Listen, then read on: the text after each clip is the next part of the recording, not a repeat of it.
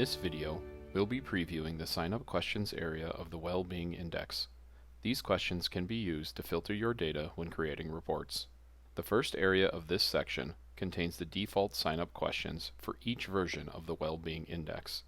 These are things like specialty, subspecialty, year in medical school, etc. These questions are different for each version of the Well-Being Index. The second area is where your organization's custom questions will appear. These are often questions of relationship status, work location, or employment status. You can also click the Preview Account Signup Screen button in the top right corner to see how your questions will display to participants.